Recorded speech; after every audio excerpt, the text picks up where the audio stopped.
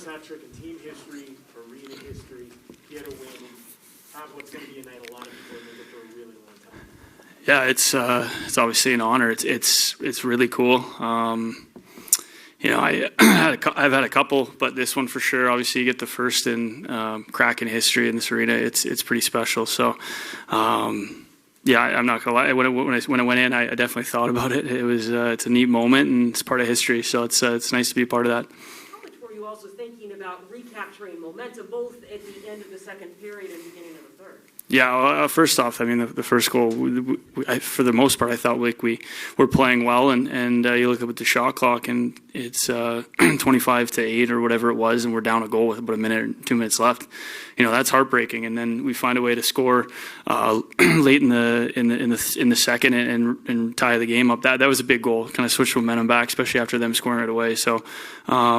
And then 4-4 come out and score and take the lead. I mean, those are big momentum shifts and in a game that we desperately needed to win. I mean, you look at the standings. I know it's early, but you can't fall back too far behind here. You want to continue to climb. So, we really needed this game, and it was big 2 points that we got. You mentioned looking at the shot clock. What about the other numbers from like the first period? No scoring chances off the rush, no odd man rushes. What does that speak to? That's for our team. You did not allow that. Okay. Yeah, I mean, that's a huge key. A lot of offenses generated in this game off of rush and quick transition. So if you can limit that, a lot of the times that means you're playing a lot in your own end and you got a guy high and you're doing the right thing. So that's just our team growing. Obviously, we're a new team, so we're trying to build a foundation and a style of game that we can win with, and that's obviously definitely a way you can. Before your tying goal at the end of the second period, could you sense the guys getting frustrated just by all the chances you're getting? I mean, you mentioned the shot clock, but you also had, I think, 5 breakaway chances in this game. Are guys pressing a little too much, you think, to try to finish the chances off?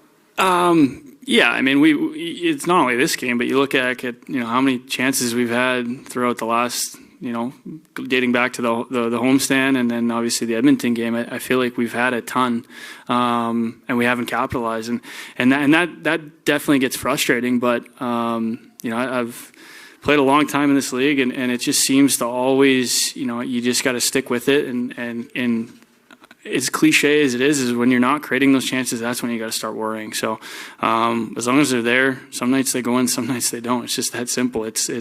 And obviously tonight for myself they went in, but I'm sure you'll see a lot more guys, starting to put the puck in a lot more, and you get that confidence and it continues to roll, and that's just going to help us win.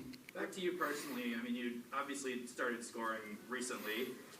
Had a tough time getting going. How much do those goals in the previous games lead to tonight's outburst?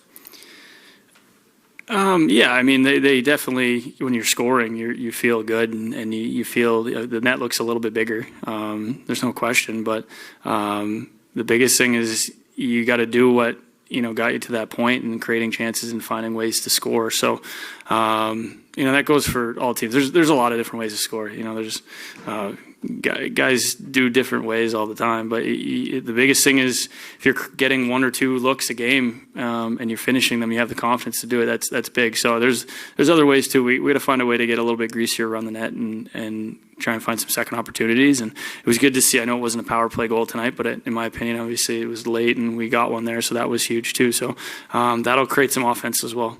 And you threw that fish very deep into the crowd. I live downtown, so I go to Pike with my little girl quite a bit to get groceries, and I see them throw the fish. I wanted to, make them proud. Have you actually caught a fish? I haven't, but I go there a lot, so it's pretty close, and this is a great place. So we eat there, or we get groceries and whatnot there quite a bit. Hey, Jordan, the extra space in the beginning of the third period, is that something that it's almost fun to have a little bit of extra space or be a little more creative?